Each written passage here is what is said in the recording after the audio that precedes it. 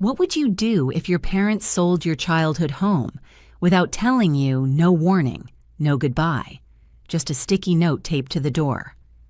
I had just wrapped up the toughest finals week of my life at Northwestern University. 3 sleepless nights, 1 broken laptop charger, and an ungodly number of energy drinks, but none of it mattered because I was finally heading home.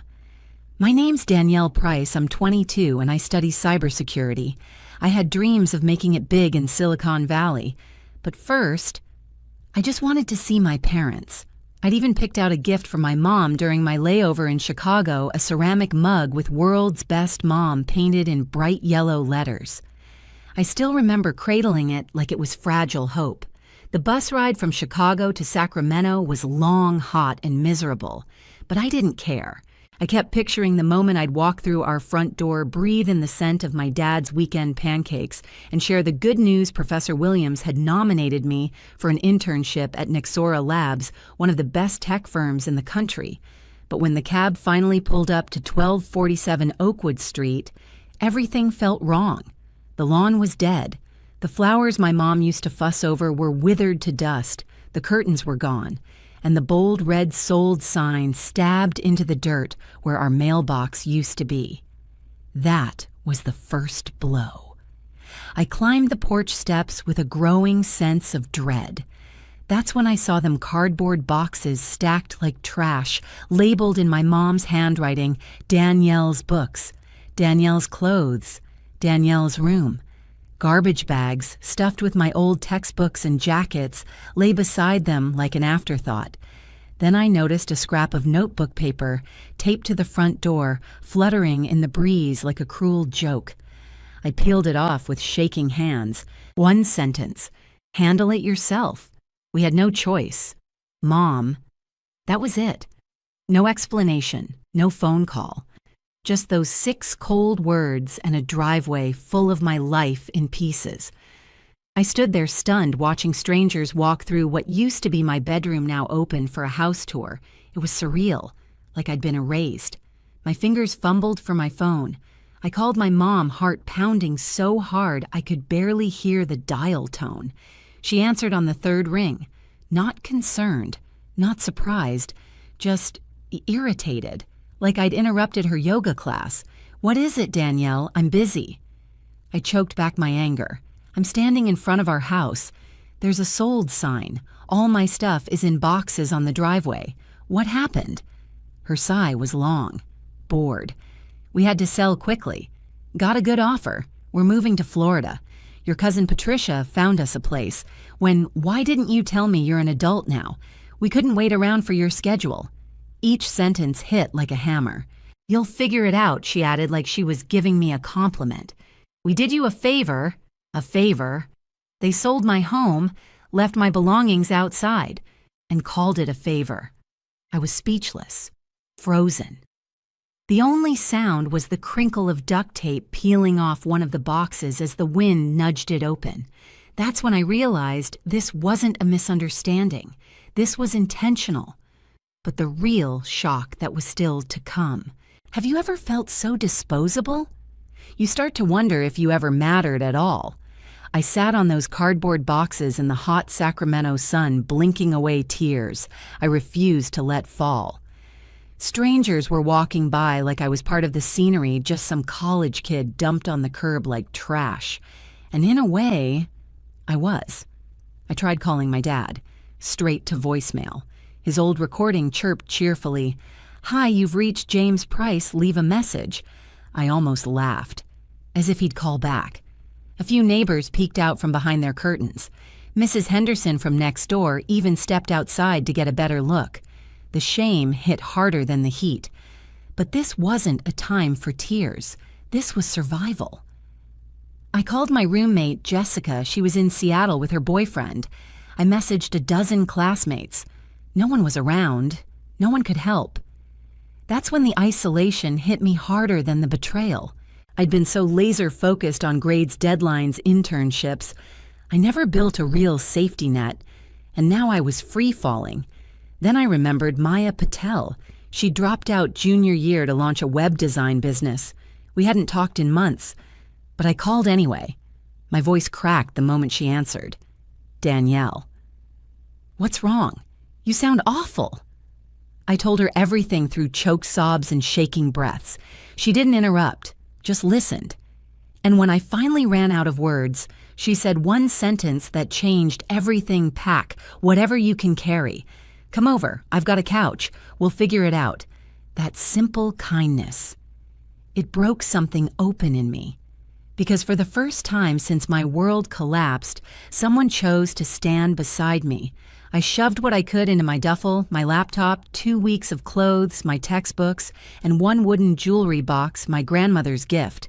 The rest yearbooks, photo albums, stuffed animals. I left them behind. I didn't have the strength or space for sentimentality. Maya pulled up in her dusty Honda an hour later. No judgment, just open arms and open doors. As we loaded the car, I stared at the house one last time. The desk where I'd studied the mirror, where I'd practiced interviews, the bookshelf Dad built when I was 12.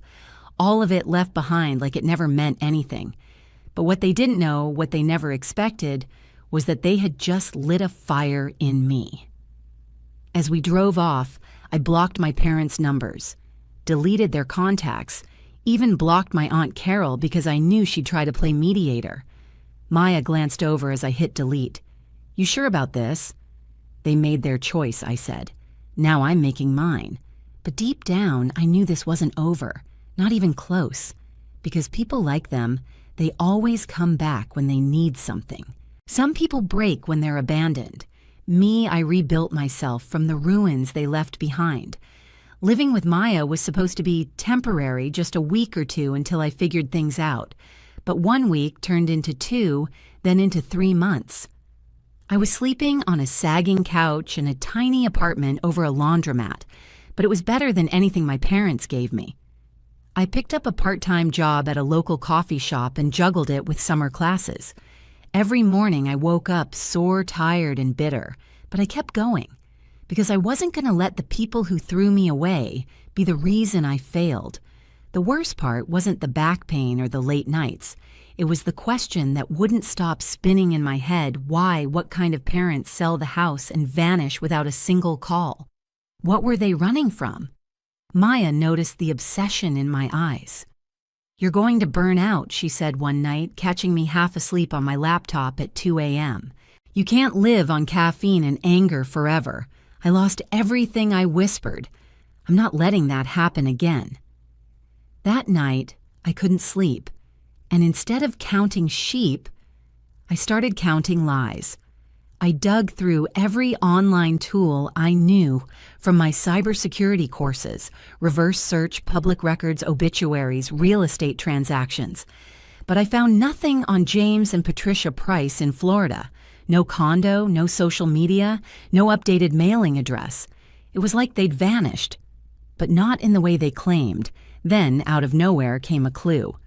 Brandon, a co-worker at the coffee shop, was scrolling through Facebook on his break.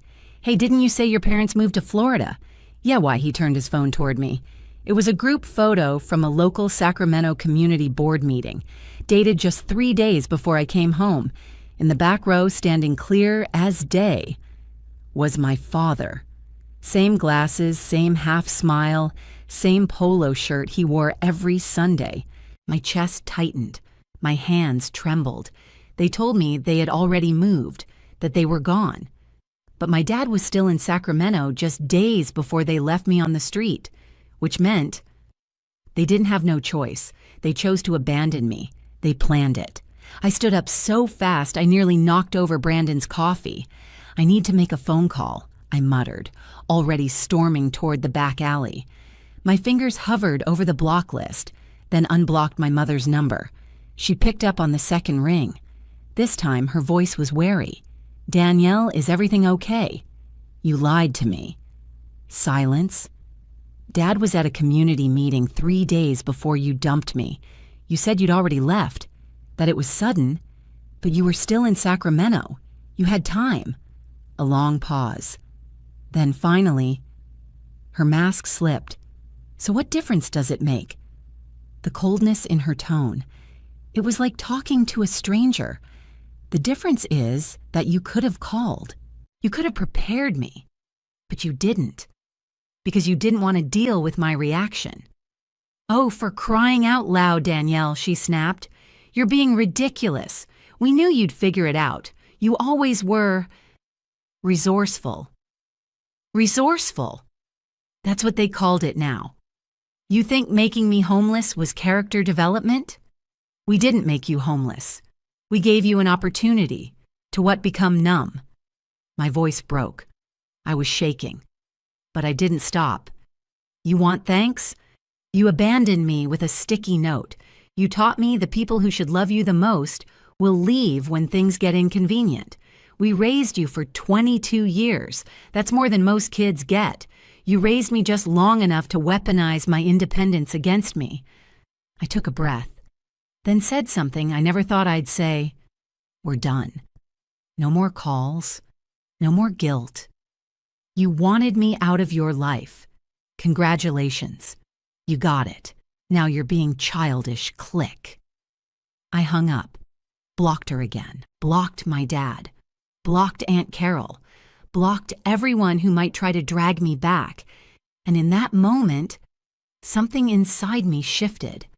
The ache was still there, sure, but now it was mixed with clarity. They had shown me who they truly were, and this time I believed them. You ever feel like you've been sleepwalking your whole life, and then betrayal wakes you up? That phone call with my mother didn't just end a relationship, it ended the illusion. The idea that deep down they still cared. They didn't. And now, I didn't care either. That night, I sat down at Maya's tiny kitchen table, opened my laptop, and drew up a new blueprint for my life. I wasn't going to wait for life to hand me security. I was going to build it from scratch. One line of code, one course, one late shift at a time. I applied for every grant scholarship and freelance gig I could find. I picked up extra hours at the coffee shop. I started offering cybersecurity consultations to small businesses. Cheap work, but it added up. By the end of August, I had saved enough to get a studio apartment near campus. It was barely the size of a walk-in closet. The carpet was stained and the fridge rattled at night. But it was mine. No one could sell it. No one could abandon me inside it. No sticky notes taped to this door. Maya helped me move in carrying the same handful of belongings I'd salvaged months ago. She looked around the cramped space with concern. "You sure you don't want to wait for something better?" "This is better," I said, setting my laptop down on a $50 secondhand desk. "It's freedom." From that day forward, I buried myself in my work. My cybersecurity classes, I devoured them. I wasn't just meeting deadlines, I was setting records. My professors noticed. So did recruiters. Professor Williams pulled me aside after class one afternoon. "Danielle, your work on penetration testing is beyond undergrad level. You ever thought about accelerating your degree?" "How fast can I finish?" He studied me. "If you overload and take summer courses, you could graduate by December." That night, I built a master plan. 6 classes per semester. No breaks, no parties, no distractions, no excuses. Every day I'd wake up before sunrise, go to the coffee shop, grind through a shift, then sprint to campus, attend lectures, finish homework, collapse at midnight, wake up, repeat. Some called it hustle, others called it madness. I called it insurance. Because the next time the world tried to throw me away, I'd be unthrowable. But fate, of course, had other plans. It was a Thursday in November. Cold, gray finals week chaos. I was deep into a cryptography project when my phone buzzed. A notification I hadn't seen in months. Message request. Patricia Price.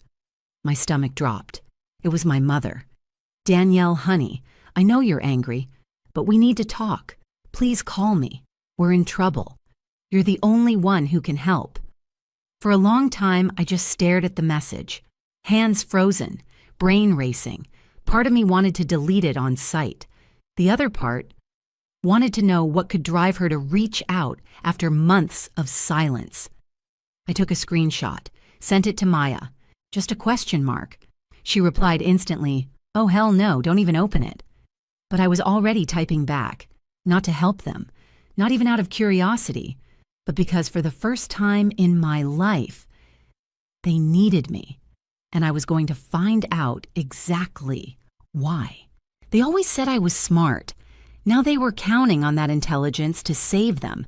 After tossing me like garbage, my parents wanted me to rescue them. But this time, I wasn't the daughter they abandoned. I was someone they couldn't control. I didn't reply to my mother's message. Not yet. Instead, I opened my laptop and did what I do best: dig. In 3 days, I uncovered more than I ever wanted to know. Turns out, James and Patricia Price hadn't just moved to Florida. They'd upgraded. Big time. Public records showed they bought an $800,000 luxury condo in a gated Tampa community pool golf course, the works. They traded my childhood home for marble countertops. Even worse, my cousin Patricia's social media told the rest of the story: new Mercedes, multiple cruises, fancy dinner parties, all posted proudly, carelessly. But then came the real kicker. 3 months ago, my father had been arrested, not for shoplifting, not for tax evasion, but for investment fraud. He'd been running a Ponzi scheme targeting elderly retirees in their new community, promising insane returns on crypto investments that didn't exist. The whole thing collapsed when people started asking for their money back. He was facing federal charges. And my mother, she was complicit. That message she sent me, it wasn't a cry for reconciliation. It was a lifeline. They didn't want forgiveness. They wanted a hacker, a cybersecurity expert, me.